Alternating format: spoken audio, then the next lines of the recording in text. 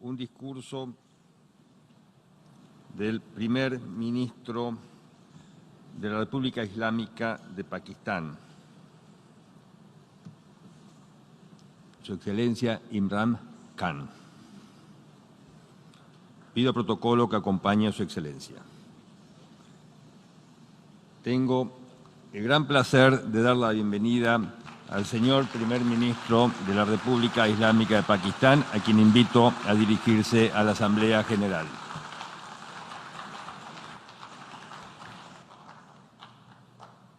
Bismillah ar-Rahman ar-Rahim. Iyyaka na'budu wa iyyaka nasta'in. Mr. President, Honorable Secretary General, Excellencies, ladies and gentlemen, I feel honored today to represent my country at this Forum of World Leaders, where we have a chance to discuss problems that the world is facing. I want to talk about a lot of problems, but just 4 today. And I especially came to this forum despite a difficult time in my country, facing challenges. I would not have come, but because I feel that there are some very urgent problems which the world must address. So first of all, I start with climate change. So many leaders have talked about climate change. But Mr. President, I feel that there is a lack of seriousness. Perhaps world leaders some of the leaders who can do a lot, do not realize the urgency of the situation. We have a lot of ideas, but as someone said, ideas without funding is mere hallucination.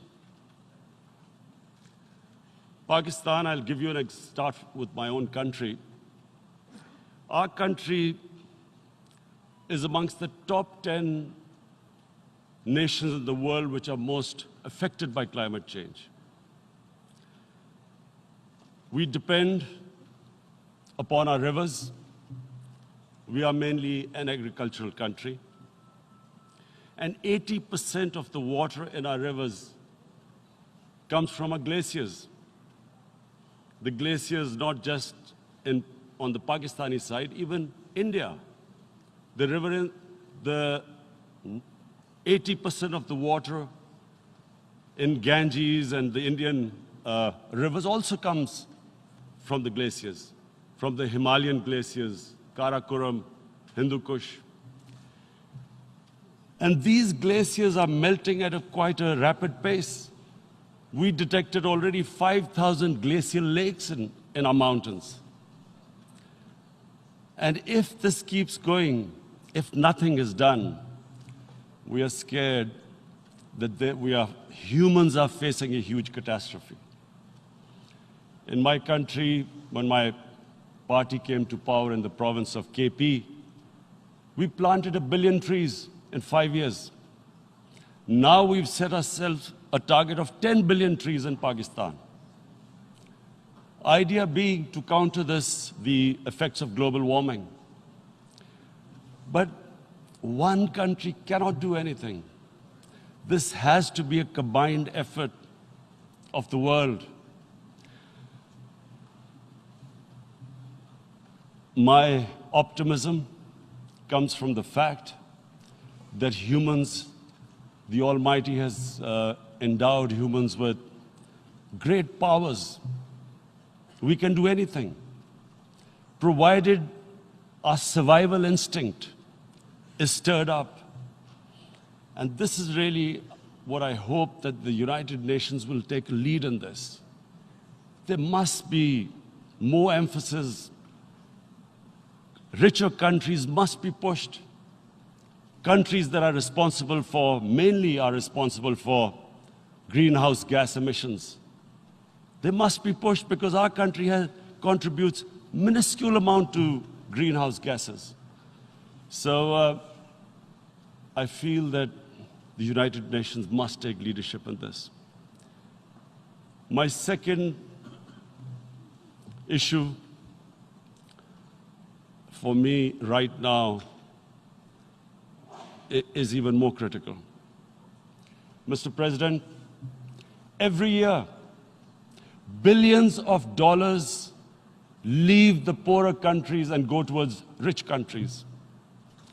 Billions of dollars siphoned off by the ruling elites of the developing world.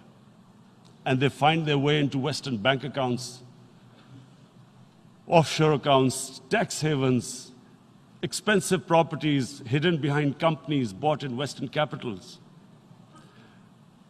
Mr. President, this is devastating the developing world. This is causing more poverty, debts. It's impoverishing the developing world. The difference between rich and poor countries is growing because of this.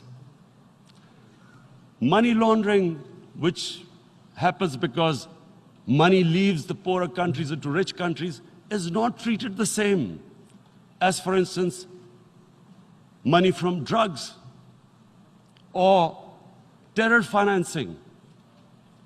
The seriousness which terror financing and money from drugs, the way it is treated, it's not the same. The way the poor countries are being plundered by their elites. It's not happening. In my country, when I took charge of our government a year back, in the 10 years preceding that, our total debt went up 4 times. The debt we had accumulated in 60 years, just in 10 years, it went up 4 times. As a result, the total revenue we collected in 1 year, half of it went into debt servicing. How are we going to spend money on our human beings, 220 million people, when half the money is going into debt servicing? Because our country was plundered by the elites, the ruling elite. And easily they could get the money out. And when, Mr. President, we located properties in Western capitals bought by this money through corruption and money laundering, located the properties of these corrupt leaders, we find it so difficult to retrieve it. That money, if we retrieved that money, we could spend on our human beings. But it's so difficult. The laws protecting these criminals. We do not have the sort of money to have expensive lawyers and spend millions and millions of dollars. We need help from the rich countries. And Mr. President, it's critical. The rich countries must show political will. They cannot allow this to happen. How can the poor countries spend money on human development, which the United Nations asks, SDG? How are we going to do it when this money can easily leave our countries? So, unless the rich countries intend to build walls to stop economic refugees coming as we see right now, they must take action. They must take action now. It must be a deterrent. Corrupt ruling elites should not be able to take money out easily and park it into foreign bank accounts and into these properties abroad. And I never understand why. Why do we have these tax havens? Why is this allowed? Why shouldn't rich people pay taxes? Why is it legal to have these tax havens where you have these secret accounts? Because, the world is changing. The population of the world is growing. Sooner or later, you're going to have a crisis. If the poor get poorer and the rich get richer, there is going to be a crisis sooner or later. So this is my second point. I hope that the United Nations takes a lead in this. It involves the IMF, the World Bank, Asian Development Bank. They must find a way of stopping this plunder of the developing world. My third point is Islamophobia. There are 1.3 billion Muslims in this world. There are millions of Muslims living in other countries, European countries, in the US, as minorities. Islamophobia, since 9/11, has grown at a pace where it is alarming. Human communities live together. There should be understanding amongst them. But Islamophobia is creating a division. Muslim women wearing hijab, it's become an issue. It's become an issue in some countries. Hijab is some sort of a weapon. A woman can take off her clothes in countries, but she can't put on more clothes. How is this happening? Because of Islamophobia. And how did this Islamophobia start? After 9/11. And why did it start? Because certain Western leaders equated terrorism with Islam. Islamic terrorism. Radical Islam. What is radical Islam? There is only one Islam. And that is the Islam we follow of Prophet Muhammad sallallahu alaihi wasallam. There is no other Islam. Radical Islam, Islamic terrorism, what message did they send to people in the West? And why is there Islamophobia? How is a person in New York, in the Midwest, in the US, in European capital, how is he going to distinguish between who is a moderate Muslim and who's a radical Muslim? Because terrorism has nothing to do with any religion. This Islamic terrorism, Islamic radicalism, and sadly used by leaders, this has been the main reason for this Islamophobia. And it has caused pain amongst Muslims. We in Muslim countries watch this Islamophobia traveling abroad, and it's getting worse. And may I just say, Mr. President, that in European countries, it is marginalizing Muslim communities. And we all know that marginalization leads to radicalization. Some of the people who ended up as militants in Syria and other places were from marginalized Muslim communities. And my point here is that we must address this issue. I'm sad to say that we Muslim leaders have not addressed this issue either.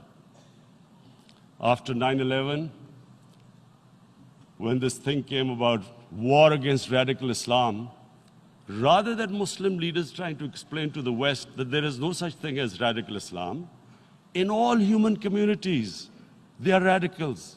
They're liberals and rest are moderate. All human communities, Christians, Jews, everyone has it. But Islam is not radical, neither Judaism, neither Christianity, neither Hinduism. No religion preaches radicalism.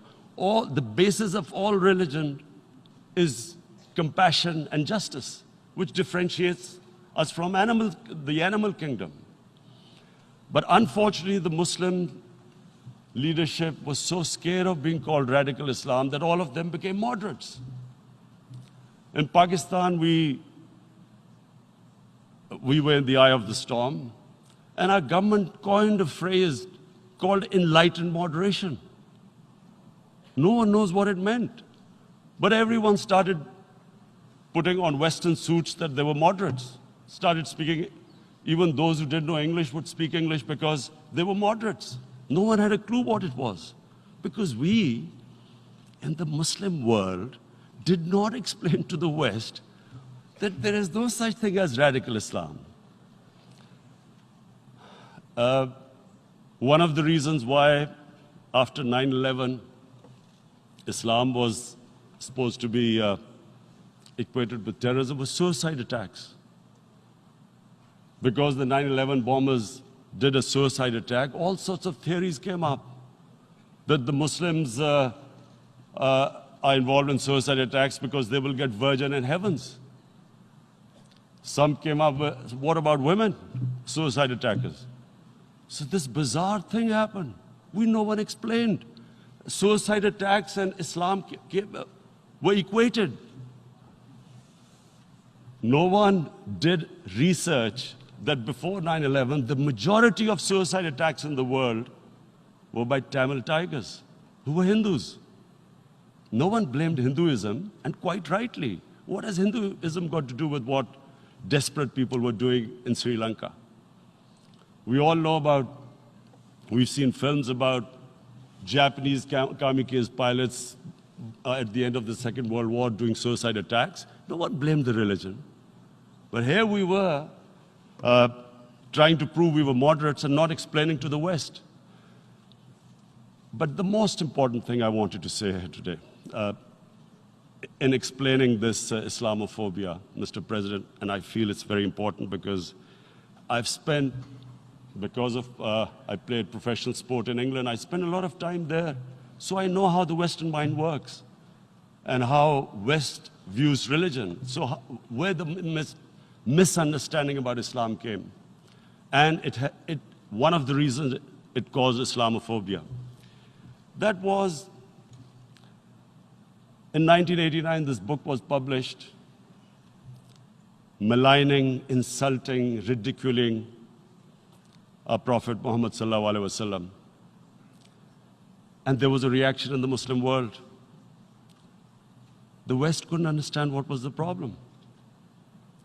Because in the West, because I have spent so much time in the West, religion is perceived completely differently. They don't look upon religion like we do. And so, Islam was supposed to be an intolerant religion. It was against freedom of expression. And Islam took a real beating 30 years ago. I still remember it became a watershed. And every 2 or 3 years, someone would malign our Prophet, peace be upon him. There would be a reaction by the Muslims. And again, it was Islam, an intolerant religion. Again, this time,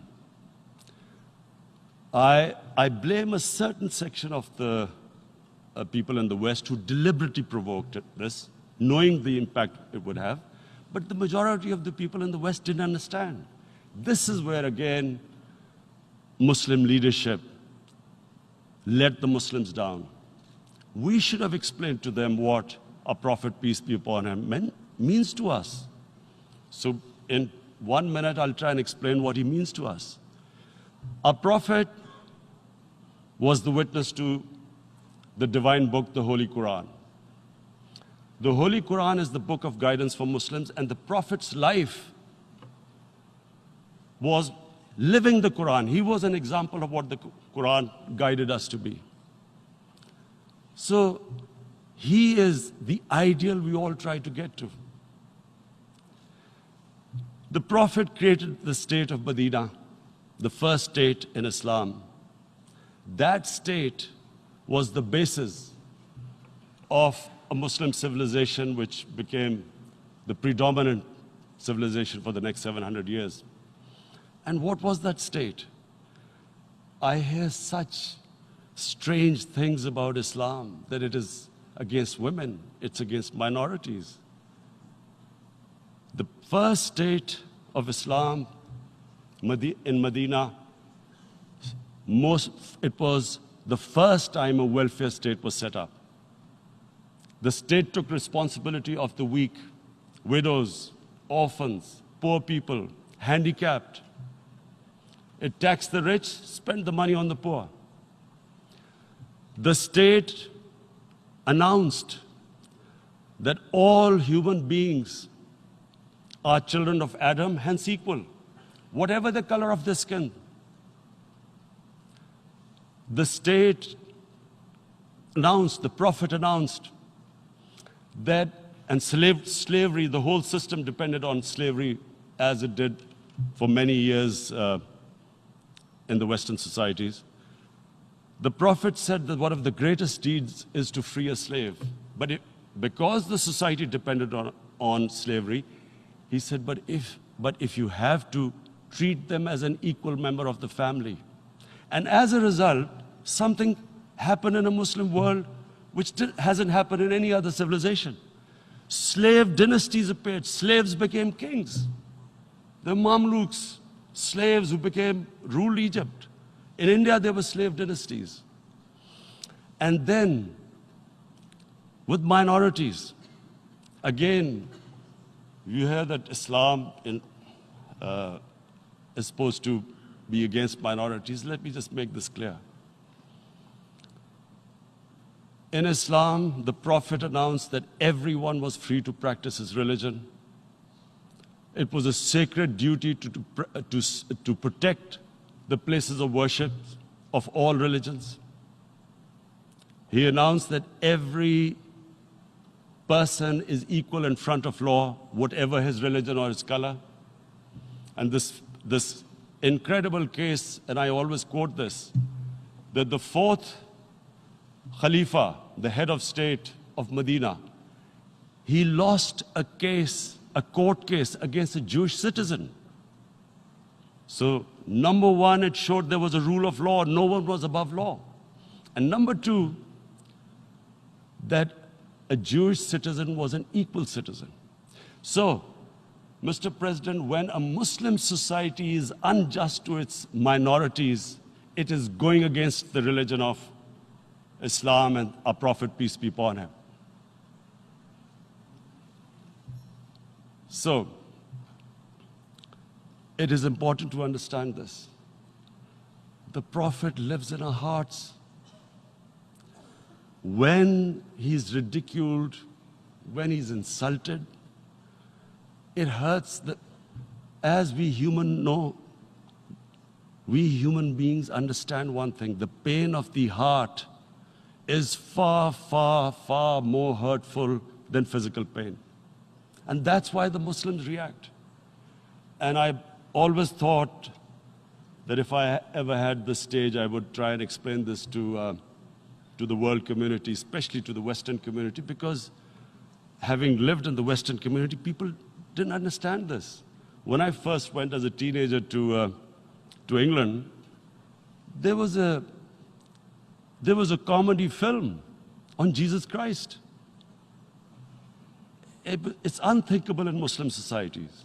So we need to explain that, look, in a human community, we must be sensitive to what causes pain to other human beings. We have, in the Western society, and quite rightly, the Holocaust is treated with sensitivity because it gives the Jewish community pain. That's all we ask, that do not use freedom of speech to cause us pain by insulting our Holy Prophet. That's all we want. And now, the number fourth point, Mr. President, and this is the most critical point, is the reason why I especially came here. It is about what is happening in Kashmir. Before I go on this, I want to make one thing clear, that when we came to power, my first priority was that Pakistan would be a country which will try its best to bring peace. We had been through this war on terror. We joined the United States war on terror after 2001. And Pakistan went through one of its worst periods where 70,000 Pakistanis died and over 150 billion was lost to our economy. And Mr. President, I opposed the war because in the 80s, Pakistan had joined the Western countries in what was the freedom struggle then in Afghanistan against the Soviets. And it was funded by the Western countries. These Mujahideen groups, which were treated in guerrilla warfare, were trained by Pakistan Army, funded by the Western countries, and especially US, and they waged what was a freedom struggle in Afghanistan. The Soviets called them terrorists.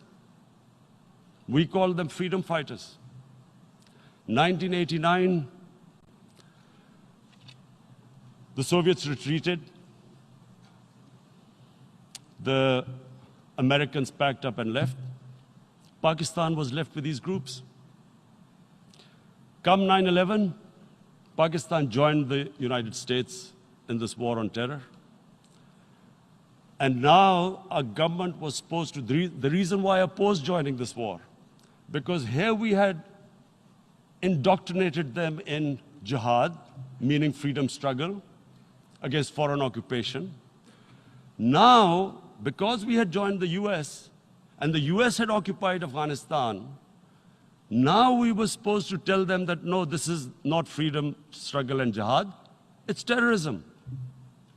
So that's why I tried to tell then government that, stay neutral, because you will have leverage over them.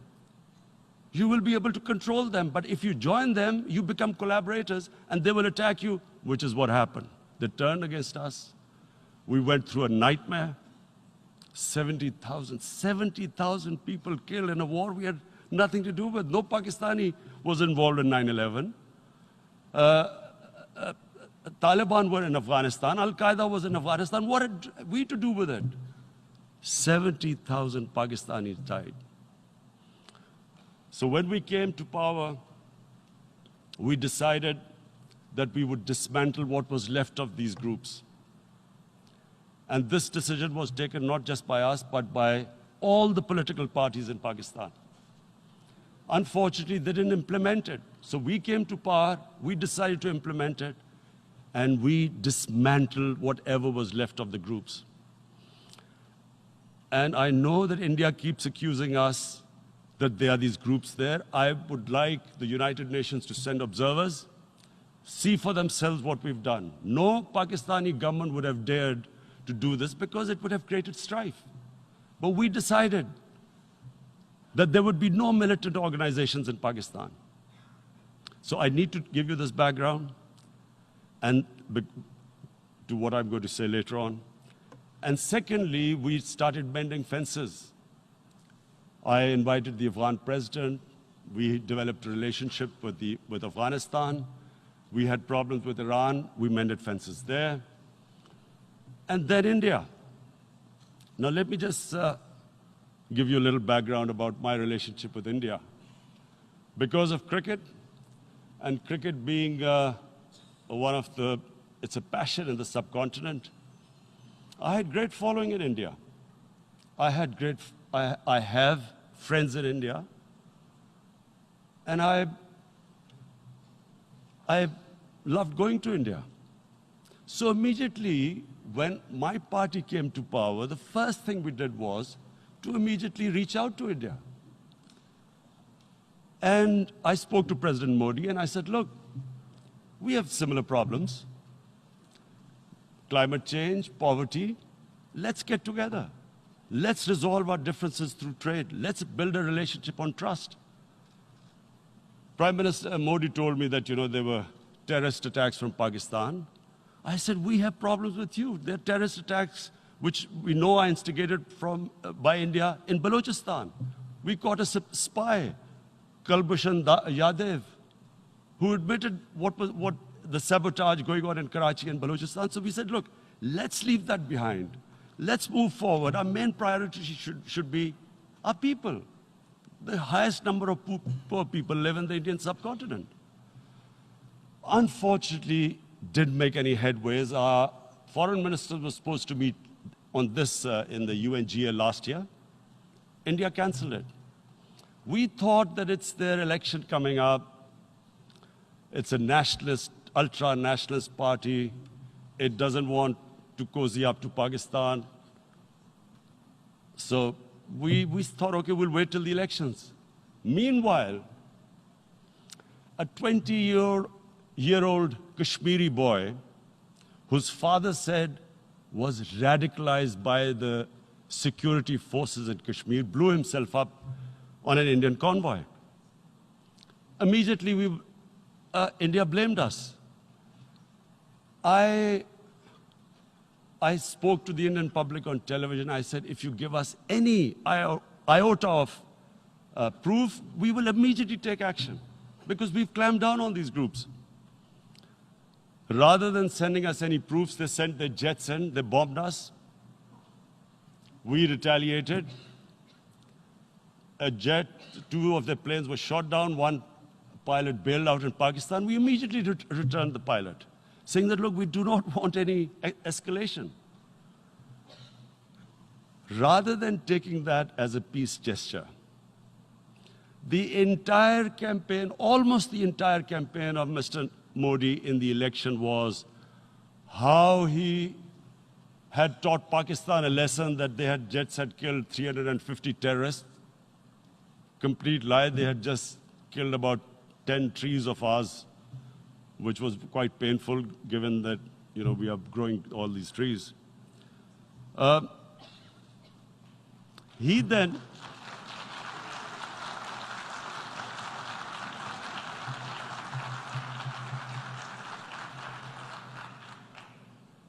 the election campaign, Mr. Modi used words like, this is just a trailer, the movie is about to start. I went into Pakistan and taught them a lesson. This was the election campaign.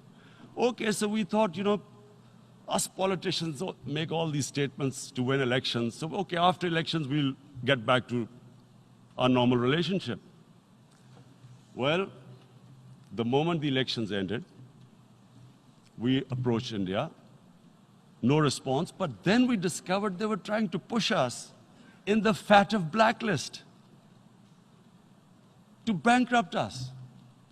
That's when we realized there was an agenda. And that agenda became obvious on the 5th August when India went against 11 United Nations Security Council resolutions, which say that Kashmir is a disputed territory and the people of Kashmir have the right of self-determination. They went against that. They went against Simla Accord, which is about bilateral, sorting out our differences through bilateral means, went against that. They actually went against the Indian Constitution. Illegally, they revoked Article 370, which gave Kashmir the special status. They got an extra 180,000 troops there. Total number of security forces in Kashmir now are 900,000. And they put 8 million people of Kashmir under curfew.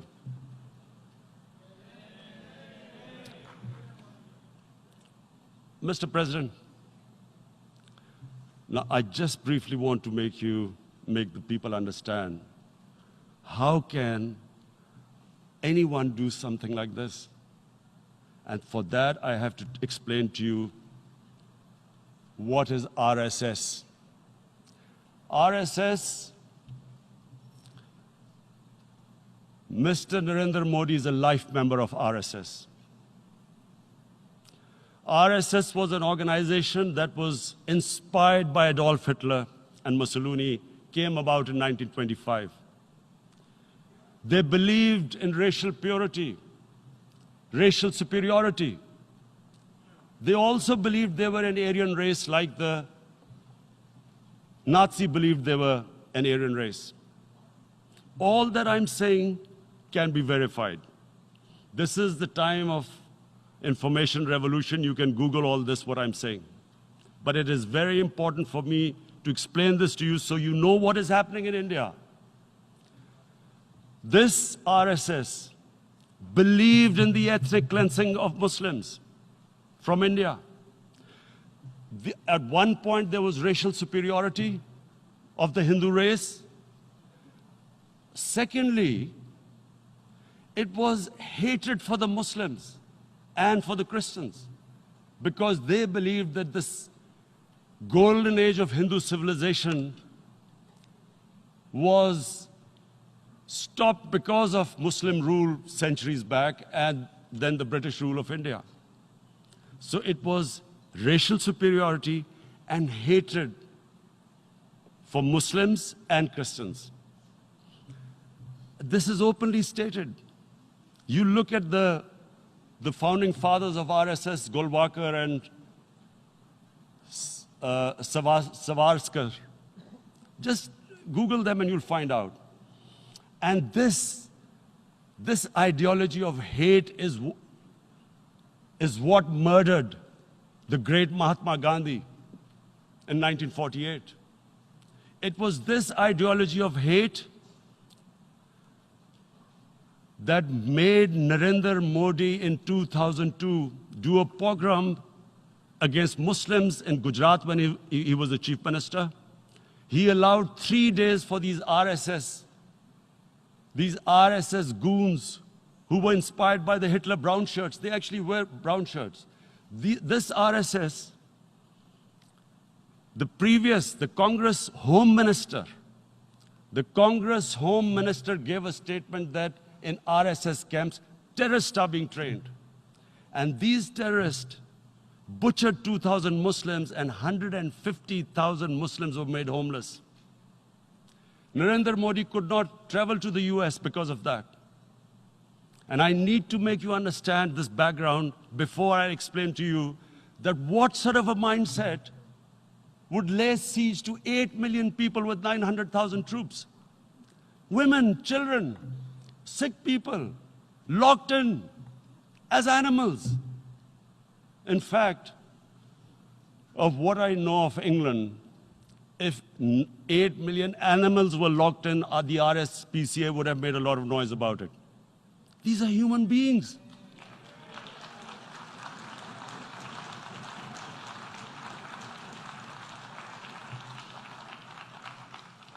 And Mr. President, what comes with racial superiority, these illusions of Aryan superior race, is arrogance.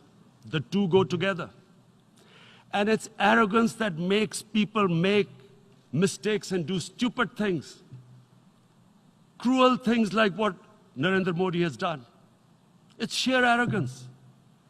And it's arrogance that has blinded him from the fact that what is going to happen when the curfew is lifted. Has he thought about it? This hasn't been thought through. What is he going to do when he lifts the curfew? Does he think that people of Kashmir will quietly accept the status quo because India has changed the constitution and taken away the special status? They'll accept that? Mr. President, 100,000 Kashmiris have died in the past 30 years because they were denied the right given by the United Nations, the right for self-determination. 100,000 have died and 11,000 women have been raped. There are 2 United Nations human rights reports on this. The world hasn't done anything because India is a huge market, 1.2 billion people. Sadly, the material prevails over the human. But this has serious consequences. Again, I repeat, that's why I'm here. Look, what is going to happen when the curfew is lifted will be a bloodbath. The people will come out. There are 900,000 troops there. They haven't come to, as Narendra Modi says, he's done this for prosperity of Kashmir. This is supposed to be for the development. These 900,000 troops, what are they going to do when they come out? There'll be a bloodbath. Has he thought it through what happens then? Mr. President, has anyone thought that what happens when there is a bloodbath? What do you think the impact will have on people of Kashmir. What do you think they will think? The way they have been boxed in their houses, treated like worse than animals, no rights. Thousands of all the political leadership has been arrested, taken out of Kashmir. Even those Kashmiri leaders who were pro-India have been taken out. 13,000 boys have been picked up and taken to God knows which destinations. So what do they think? What will the people of Kashmir do when they lift the curfew? They will be out in the streets. And what will these soldiers do? They will shoot them. They've already used pellet guns, blinded young boys. In the last 6 years, the 5 years, the oppression that has gone on in Kashmir. And so, Kashmiris will be further radicalized. Mr. President, there will be another Pulwama. And guess what? India will blame us. They're already blaming us. They're saying all this is happening because of Pakistan. One of their defense ministers said, there are 500 terrorists lined up on the border to go in.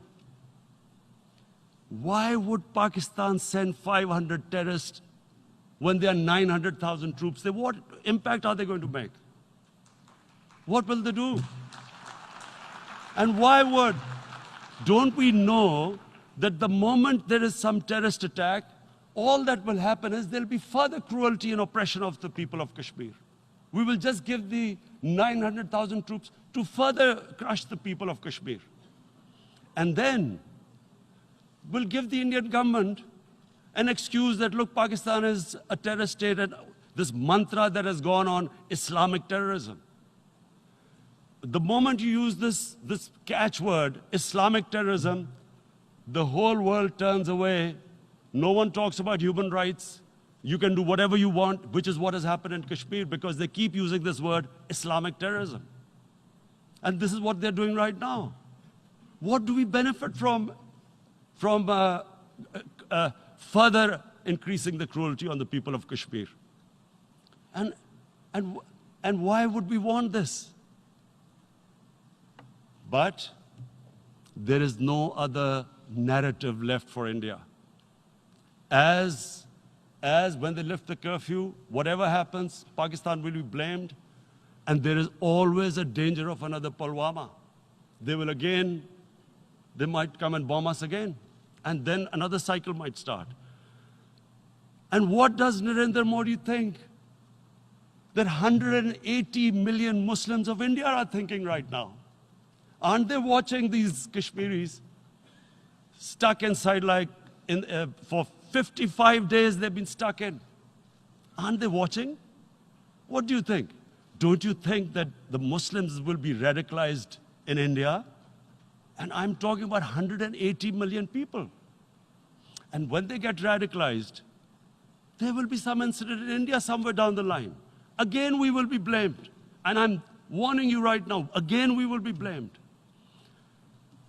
And Mr. President, what about 1.3 billion Muslims who are watching this?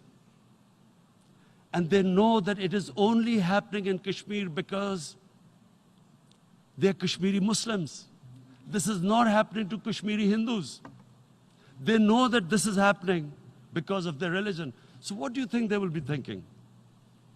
What do you think the Jewish community would think if there were, forget 8,000 Jews stuck like this? What do you think Europeans would think? What do we think? I mean, any human community, if their members are stuck like that, what do you think they will think? Are we a children of a lesser God? Is it not going to cause us pain? And then I'll tell you what will happen. People will, in the 1.3 billion Muslims, someone will pick up arms. I know we've been brought up with films, Western films. This good, decent guy doesn't get justice. He decides to pick up a gun and start seeking justice. There was a film made in New York, famous film called Death Wish. This guy gets mugged by and his family, his wife gets killed or something. He can't get justice. He picks up a gun and he goes around shooting muggers. And the whole cinema cheers him on. So what do you think the Muslims are thinking right now? If there is a bloodbath, there will be Muslims becoming radicals, not because of Islam, but because of what they will see, that there's no justice when it comes to Muslims. There were Rohingya Muslims, Myanmar, who are, God knows, almost 1 million people out, ethnic cleansing. What was the response of the world community? So what do you think will be the response of 1.3 billion Muslims? I picture myself. I'm in Kashmir. I've been locked up for 55 days. I have heard about, and there are rapes, Indian Army going into homes, soldiers. Would I want to live this humiliation? Would I want to live like that? I would pick up a gun. You're forcing people. You are forcing people into radicalization. When people lose the will to live, what is there to live for? And this is what, if you can do this to human beings, you are actually radicalizing people. And so, Mr. President, I want to repeat here, this is one of the most critical times. There will be a reaction to this. Pakistan will be blamed. 2 nuclear-armed countries will come face to face like we came in February. And before we head in that direction, the United Nations has a responsibility. This is why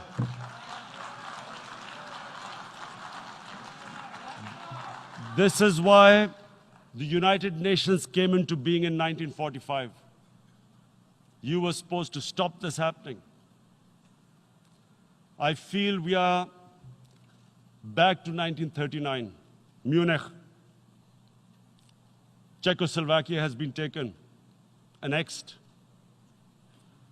What is the world community going to do?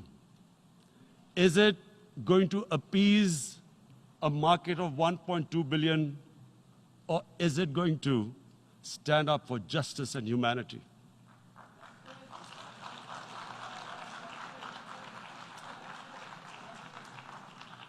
If this goes wrong, you hope for the best, but be prepared for the worst.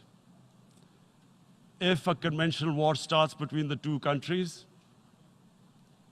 Mr. President, if a conventional war starts, and anything could happen, but supposing a country 7 times smaller than its neighbor is faced with the choice, either you surrender or you fight for your freedom till death, what will we do? I ask myself this question. And my belief is, La ilaha illallah, there is no God but one. And we will fight. And when